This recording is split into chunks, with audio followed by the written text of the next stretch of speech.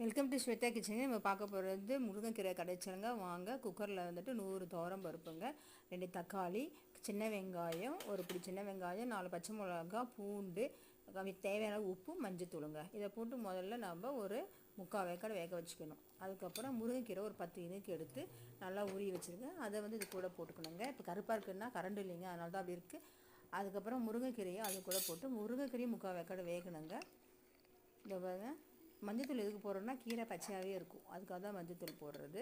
இப்போ அதை வந்து பருப்பு கடையிற சட்டியில் போட்டு நம்ம நல்லா கடைஞ்சிக்கணுங்க. முருங்கைக்கீரை ரொம்ப வேகக்கூடாது, வெந்தால் நல்லா இருக்காது. கடைஞ்சாச்சு.